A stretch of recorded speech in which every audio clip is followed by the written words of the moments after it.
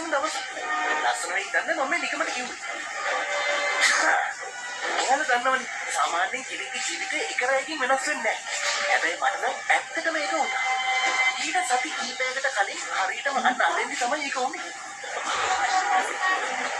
ඔස්කෝප් industries ලෝකේ තියෙන ලොකුම රසායනික පරීක්ෂණ ආයතනයක්. කොලෙජ් එකකින් අපි ඒක බලන්න එකලු. තාම පීටර් පාකර් මොල්ටි කියන්නේ BETER ඊට පස්සේ ඇයි ඔක නවත්ත ගන්න. මේක නෙමෙයි ගන්න එපා. අම්මෝ ඒක නියමටම හදලා මගේ ෆොටෝ එකක් උත්තා. මේ වගේ අයිතින් එකක් හරියන්නේ නිකන් රටක් පොලිසිය කෙනෙකුට. ඊට මොකක්ද නවත්තන කරන්නේ? ඔයාලා මෙයාව දන්නවනේ. මේ ඉන්නේ හැරියෝස් මගේ හොඳම යාළුවා. අපේ කොලෙජ් එකෙන් අපිව මේ වගේ ගමනක් එක්කන් ආපු පළවෙනි වතාව. ඒක නිසා නිකන් පිස්සුවක්. මමත් මේ කතාව දැනගත්ත නිකන් පහුවෙලා. මේක ඇරිගේ තාත්තා. අයියෝ මොකද අනේ නිකන් ඔයා බය වෙනවා තියෙන්නේ. සයන්ස් කරන කොල්ලෙක් නේද? මේ වගේ දේවල් දැක්කම මොහොම බය වෙලා හරියන්නේ නැහැ. පොඩ්ඩක් ගැම්ම දෙන්න. මේක මගේ තාත්තගේ කම්පැනි එක පිට. ඒත් මට මෙතෙක් තාම දැනෙන්නේ අනුන්ගේ තැනකට ගියා වගේ මහා අමුතු හැඟීමක්.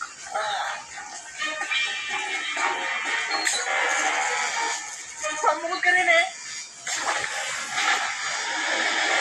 අයිය මොකක් හරි අවුලක් වෙලා නේද?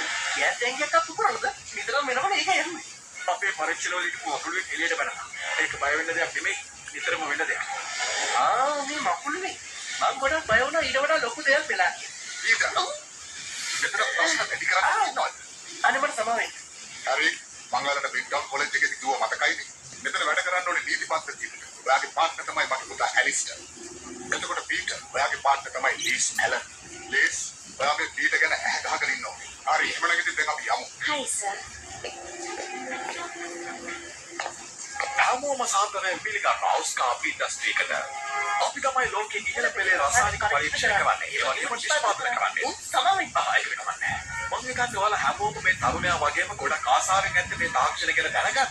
හැබැයි මේ උපකරණත් එක්ක සෙල්ලම් කරන්න ඔයාලා විද්‍යාව ගැන දන්න අය එතන මේ උපකරණ වලින් ඕනම දෙයක් විසඳන්න පුළුවන්. හැබැයි මේ දේවල් කරන පියවරවල් පහක් තියෙනවා. ඒකේ පළවෙනි එක තමයි නිරීක්ෂණය. දෙවෙනි එක උපකල්පන. මොනවද නේ පරීක්ෂණය නිගමනය. සමාවෙන්න. ඊට පාක ඔයා කඩවහන විදිය නැත්තම් අපිට විශ්වෙන්න ගහන්න. නියමයි. ඔයා කිව්ව කතාව විද්‍යාත්මකව බැලුවොත් කරන්න අමාරු දෙයක්. කමකට නැති විහිළුවලට මම කැමති නෑ. සාමාන්‍යයෙන් විද්‍යාඥයෙකුට ඉවර කරගන්න බැරි පරීක්ෂණයක් සාර්ථක වුණාම අන්න ඒක වැඩෙන්නේ වාසනාව කියන පැත්තට. මොන ක්‍රමයකට ඒකුණත් එහෙම තමයි. ඉතින් කවුද කැමති අපේ පරීක්ෂණ මට්ටමේ තියෙන රෝබෝවත්කම බලන්න. හරි. ඔයාගේ පාර්ට්නර්ත් එක්ක මෙතෙන්ට එන්න. දෙයක් වෙන්න තියෙනවා නම් නවත්තන්න බෑ කියන එකට උදාහරණයක් තමයි මම හිතන්නේ පීටර් එයාගේ පාර්ට්නර්ත් එක්ක මුලින්ම ගියොත් හොඳයි. අපි ඊට පස්සේ යමු. නියමයි. වැඩක් හරියට වෙන්න නම් මේක පිළිවෙලක් තියෙනවා. ඉන්න මම වමයි. පිටුම මේ පැත්තට එන්න. ඔන්න දැන් තමයි කතාවේ හොඳම හරිය පටන් ගන්න.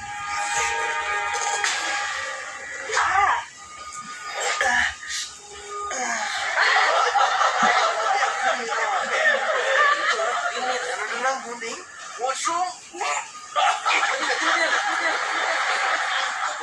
මගේ දැන් තාමේක හදන්න ගම.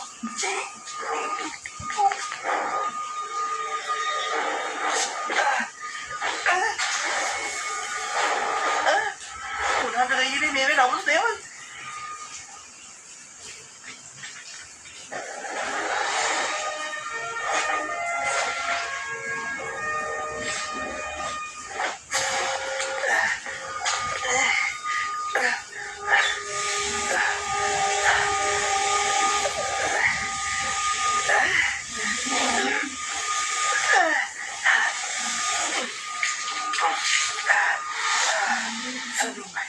හරි ඒක එච්චර දෙයක් නෙමෙයි.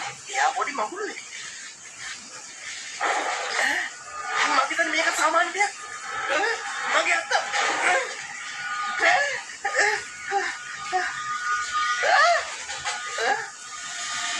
ඉන්නවට පේනවා. කණ්ඩායම දෙක නතු මට දැන් පේනවා. හරි කලබල වෙන්න බෑ. දැන් චුට්ටක් ඇවිදින්න. ඊට කලින් එක සත්තුමම හපලා තියෙනවනේ. ඒක එච්චර දෙයක් නෙමෙයි. දවස පාර යනකොට බල්ලෙකුත් මොකද හැපුවා. අනිත් ඉතින් රැට මధుර කීදෙනෙක් නම් මම හරවද? ඉතින් මේ මගුල කෝපේට තවුලක් නේ.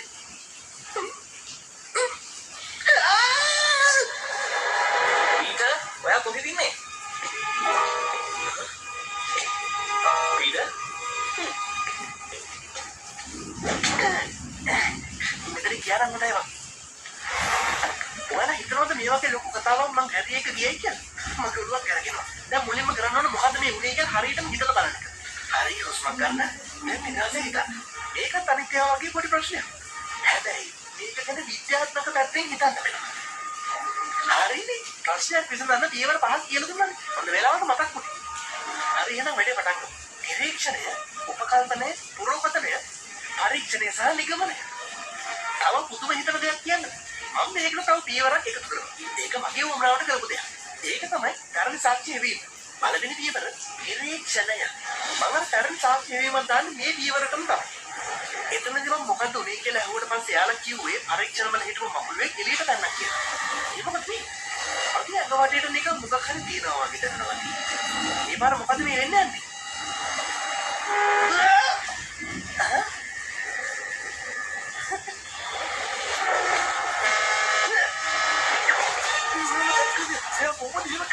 අපෝ මේක නිරීක්ෂණය කරන වෙලාවක් නෙමෙයි. මට දැනෙනවා මට හොඳ සංවේදනයක් තියෙනවා කියලා. ඒ විතරක් නෙමෙයි. දැන් මේ සිද්ධිය ඒක නියමයි. ජීවිතේට මෙහෙම දෙයක් කරලා. කොහොමද මෙහෙම දෙයක් වෙන්නේ නැත්තේ? මකුළුවෙකුට වගේ බඩේකුත් තියෙනවද දන්නේ? මකුළුවෙකුට පුළුවන් තමන්ගේ බර වගේ 73 ගුණයක් උස්සගෙන යන්න. එයි මේ අර බලන්නකෝ. ඉක්මනට මගේ ෆෝන් එක ටිකක් දෙන්න. ඒ මකුළුවේ ඒක කරන්නේ කල්පනා. ඒක මොකද මාත් හැබැයි මට දැන් සුපිරි බලයක් තියෙනවා. දැන් ඉතින් හැමදේම වෙනස් වෙන්නයි යන්නේ. නිකමට හිතන්න මේ ලෝකේ ඉන්න හැම සතෙක්ගේම බලයක් ඔයාලට ලැබුණොත් මොන වගේ දෙයක් වෙයිද? හිතාගන්න බෑනේ. ඉතින් මම මේ කියන්නේ සත්තු 457ක් අතරින් චූටි මකුළුයි. මාව කෑවා. මොනවාවත් මම කියන්න ඕනේ. එයාගේ බලය නම් සුපිරි. මම තමයි පීඩ පාක. මම දැන් ගැටලුවක් විසඳන්න පියවර 5 පාවිච්චි කරන්න යන්නේ. හරි. අර මකුළුව මාව කෑවට පස්සේ මට වෙන හැම දෙයක්ම හරි අමුතු විදිහට වෙන්නේ. ඉතින් මම හෙව්වා මකුළුව කෑව මොකද වෙන්නේ කියලා. ඊට පස්සේ මට මේ දෙවෙනි පියවර පාවිච්චි කරන්න උනා. උපකල්පනය. හිතාගන්න බැරි දේවල් සිද්ධ වෙනකොට කරන්න වෙන්නේ ওই දේ විතරයි. ඉතින් මගේ වැඩ ඔක්කොම පැත්තකින් තියලා මම මේ වෙච්ච දේ ගැන උපකල්පනය කරන්න පටන් ගත්තා. අන්තිමටම සුපිරි අදහසක් ආවා. අනතුරක් කලින්ම දැනගන්න පුළුවන් විදිහේ සංවේදක ගොඩක් මකුළුවන්ගේ ඇඟේ තියෙනවා. ඔයාලට කියන්න මටත් ඒක දැනෙනවා. මම ඒකට කියන්නේ මකුළු සංවේදක කියලා. මේ වගේම යාට දැල් තියෙනවා. මටත් තියෙනවද කියලා බලන්න. දැල් නැත්තම් ඉතින් ලැබ් එකේ හදා ගන්නවත් පුළුවන් නේ. මකුළුවන්ගේ දැල් වල තියෙන්නේ ඩියර ප්‍රෝටීන් සහ කදින් ඇලෙන සුළු ද්‍රව්‍යයක්. ඉතින් ඒක නිසා තමයි මකුළුව හරිම ලේසියෙන් එහෙම දැල් වියන්නේ. මම මේක හදා ගන්න ගම. හරි. මම දැන් මොකම අවුල් ටික ලියලා තියෙනවා. මෙතෙන්ට පොඩි අඩුවකට දෙන ලස්සන මියුසික් එකක් විතරයි. ඒකත් තිබුණා නියම. එහෙනම් මොන්න බලාගන්න. ඒක හරියි නෑ. ඒක නම් නියමයි. ඔක්කොම නවත්තලා බේස්බෝල් ගන්න කියන හරි. සමාවෙන්නේ නියමයි. මට ඕන දේ මම හදාගන්න. මුලින්ම සරල දෙයකින් පටන් ගමු. නියමයි. උත්තම සනීපයක් තියෙනවා. මේ තියෙන මගේ බොක්සිං ග්‍රවුන්ඩ්.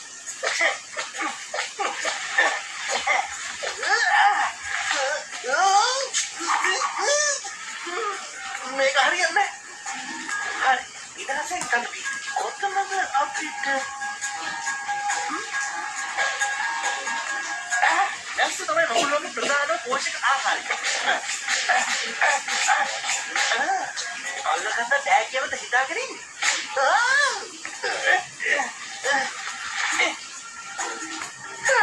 පොඩි විවේකයක් ගමු. ඒක තමයි හොඳම පරීක්ෂණය. මගේ ධර්මන උදව් කරන්නේ. මම කැමති නැහැ කාමරයක ඇතුළේ හිර වෙලා පිටි වල ඇවිදලා මේ වගේ පරීක්ෂණ කරන්න. තමන්ම විශ්වාස කරන්න.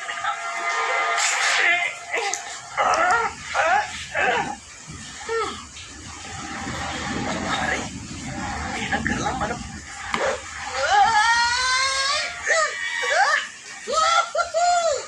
ඒක වැඩ කළා. මට මේ දැන් නැලෙන්න පුළුවන්.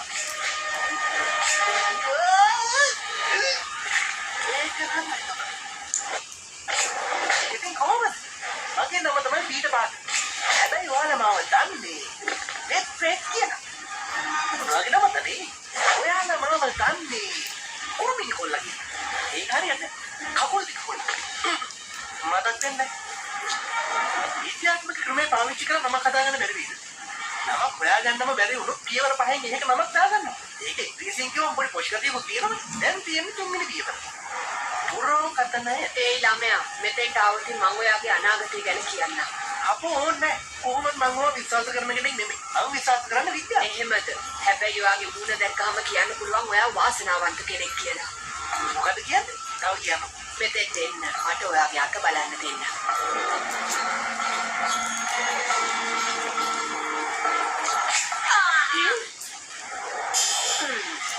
මට සමාවෙන්න ඕක නිතරම වෙන්න දෙයක්. ඔය ළමයා මාව කිලුවකට ගත්තද? අනේ නෑ ඒක දෙයක් නෙමෙයි. ඕක මට වෙච්ච පොඩි වැරදි. මිනිස්සු එක එක කතා කියනවා තමයි. හැබැයි මම පිළිවෙලට වැඩ කරන chance කෙනෙක්. මට පුළුවන් මකුළුවෙක් කරන හැමදේම කරන්න. කතාව නවත්තලා මේ ටික අයින් කරන්න. හැමදේම කිව්වට හැමදේම නෙමෙයි. ඇත්තටම කිව්වොත් මම දන්නේ නැහැ ඔක ගැලවෙන්න කොච්චර වෙලාවක් යනවද කියලා. ඕකට බෑක් ඇයි? හරියට මොකද බෑකින් ගැලවෙන්නේ? මම ගිහින් එන්න. සමාවෙන්න. ඒයි මේ බෑල් ටික අයින් කරලා යනවා. ඒකටකට එහෙම වෙච්ච එක හොඳයි. අර මකුළුව කාපුවකින් මට ගොඩක් දේවල් උනා. ආව අඳුර ගන්න බැරි වෙනවා නම් හොඳයි. ඒකට මීට වඩා හොඳ ක්‍රමයක් පාවිච්චි කරන්න වෙනවා. ඒ කියන්නේ මට මේකට අඳුමක් හදාගන්න වෙනවා. ඔක්කොම හොඳයි මේවා නැහැ අතුරු යන එක තමයි ඉවසන්න බැහැ. මොකක්ද හොඳ? මෙතනින් මොකක් හරි හොයාගන්න බැරි වෙන එකක් නැහැ.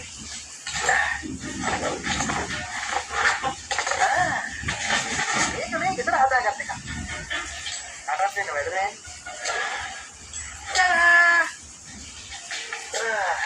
නැතුවකට යනවා. ඒක ගන්න වෙයි. නරකම නැහැ. මේක පොඩි වැදගත් පිටුමක් තියෙනවා.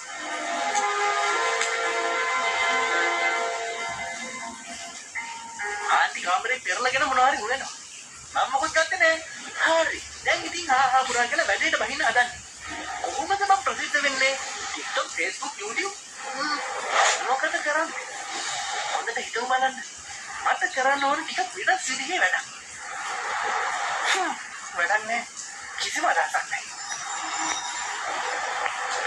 උඩකින් මේ තියෙන්නේ මගේ 4 වෙනි විද්‍යාත්මක පියවර පටන් ගන්න මේක තමයි හොඳම තැන.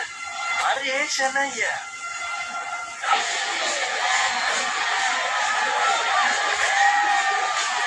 ඔයාලා හැමෝම සාදරයෙන් පිළිගන්නවා. අද අපි මේ චැම්පියන්ෂිප් එකේ. ඔයාලා කාලයක් බලන්න කියන මොන සටන අද පටන් ගන්න යන්නේ. අද තරගයේ පොඩි විශේෂත්වයක් තියෙනවා. ඔයාලා ටික බලා ගන්න පුළුවන්. මේ ඉන්නේ අපි අලුත් තරගකරුවා. එයා හිතාගෙන ඉන්නේ මොකද කියලා අපි බලමු යකඩද.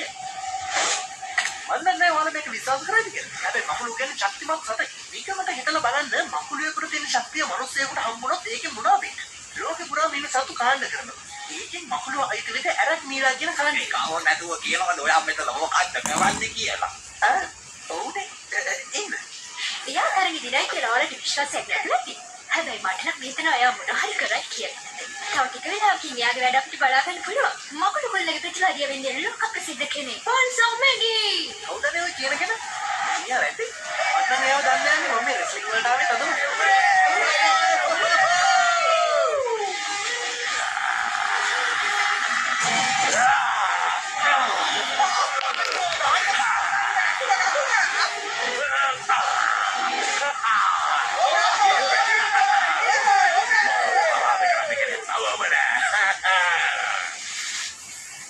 යාර කැමරාවට ගැහුවේ නේද? අපරාධ ලෙන්ස් එක. අපි පුණුපුණා බලා සිටි අවස්ථාව දැන් උදා වෙලා තියෙන්නේ. ප්‍රධාන තරණය. ඔයාට මේක ගැන මොකක්ද හිතෙන්නේ? ඇත්තටම කියනවා නම් විද්‍යාත්මක පියවර 5ක් තියෙනවා. මම දැන් ඉන්නේ 4 වෙනි එකේ. ඒ තමයි පරීක්ෂණය. ඉතින් මම හිතනවා මේ පොඩි මැච් එකෙන් මගේ 4 වෙනි ක්‍රමයේ සාර්ථක කරගෙන 5 වෙනි එකට මාත් විචයෝ මං ඇහුවේ මේ මැච් එක ගැන. ඕ ඒකද? මරින් අවුල්නේ.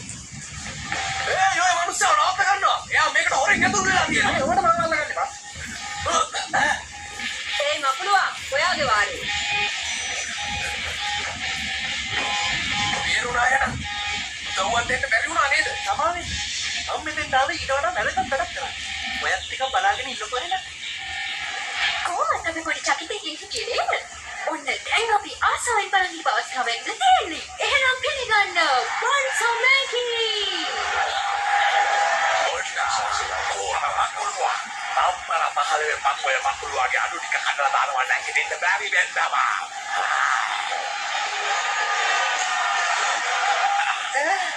කොහොමද? මම මෙයාට එක කොච්චර වෙලාවක් ගහගන්න ඕනේ? කවුරුහරි එකක් කියලා කන් ගිතවයි. අවාසනාවකට මගේ මට හිතනවා එච්චර වෙලාවක් ඉන්න බැරි වෙයි කියලා.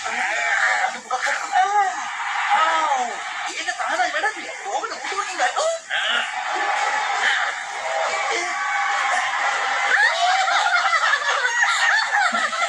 දැන් කනේ පිටිය ආවෙන්න ගැරුවේ. ඇත්තට එහෙමද හිතන්නේ? එහෙනම් බලන්නකෝ මේ කොහොමද කියලා. මම මේ ගහන ගලක නම මට ගහ පුතුයි. මෙරේ මගේ සටන් කරනවා. ඕනට ඕන සටනට යනවා. එහෙම තමයි කරන්නේ. මම තමයි ස්පයිඩර්මෑන්.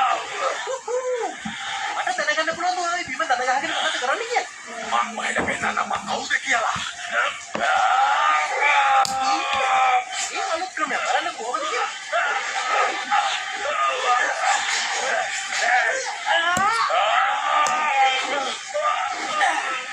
එතනම අවුලෙන් වගේ.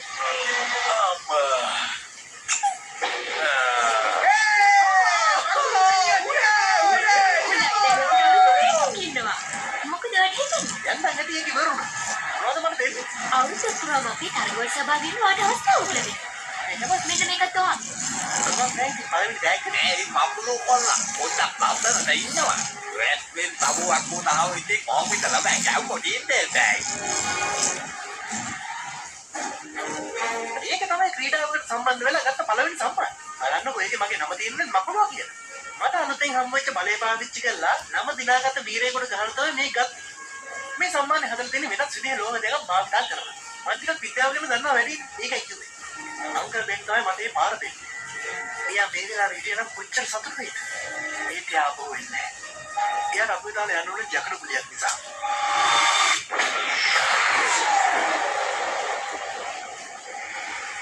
ඒක නිසා තමයි මගේ අංකල්ගේ ජීවිතේ හිතපු නැති වෙලාවක ඒ විදිහට ඉවර වුනේ.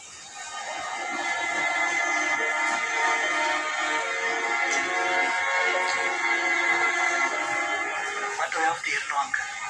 ඔයා මේ හැම දෙයකින්ම මට දෙයක් කියනවා.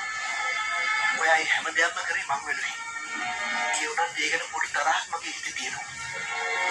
දැන් තමයි මගෙන් වෙන්න ඕනේ යුතුයම කරන්න වෙලාව.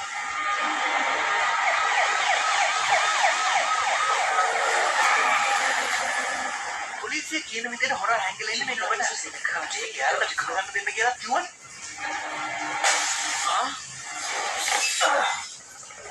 ඔයාට මොනවද උනෙලා තියෙන්නේ? බලි ගන්න. එහෙනම් බලා ගන්නකො. දැන් එනවා යන්න මාත් එක්ක.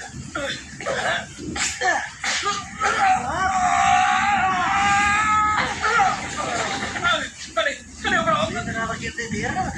මම නම් හිතන්නේ ඕන එක තේරෙන්නට කියලා. මම එහෙම කරා. මම කතා කරන්න ඕනේ නැහැ. අයියේ කෑ ගහන වැහුණාම හොඳටම ඇති.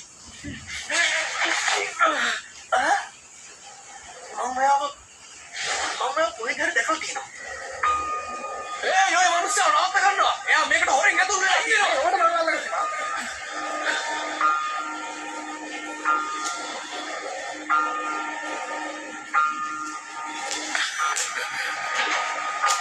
තේරුණා යට. උදව්වක් දෙන්න බැරි වුණා නේද? මම මෙතෙන් තාම ඊට වඩා වැදගත් වැඩක් කළා. මගේ මොකද කළේ? මම මේ මොකද කළේ?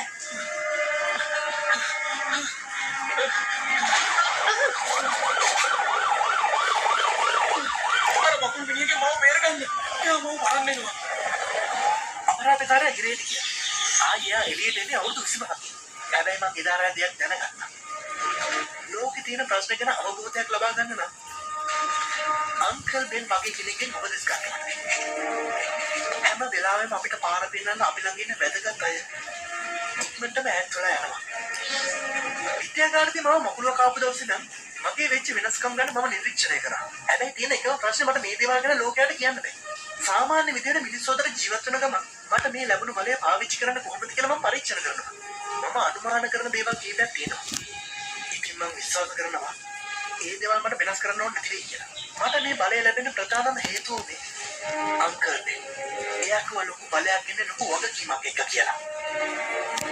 ඇත්ත ඇත්තටම එයා ඒ කියපු දේ මට එදා තේරුන්නේ නැහැ. හැබැයි එයා ඒ කියපු විදිහට මට ඕන හැමෝගෙම හිතේ ඉන්න කෙනෙක් වෙන්න.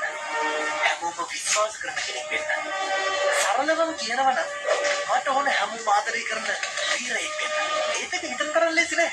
හැබැයි මට ලැබුණ දේවල් එක මම තේරුම් ගත්තා. අංකල් වෙන්න ඕනේ මාව මේ වගේ කරන්න කියලා. ඉතින් මට ඕන දැන් මගේ බලය හැම විදිහට පාවිච්චි කරන්න. ඊළඟ වතාවේ කවුරු හරි කෙනෙක් මෙන්න මෙහෙම දැලක ඉල්ලන යනවා දැක්කොත් ඒ පුදුමාකාර අසාමාන්‍ය බලයක් තියෙන ශක්තිමත් කෙනා. ඔයාලා හැමෝම ආදරය කරන ස්පයිඩර්මෑන් කියලා මතක තියාගන්න.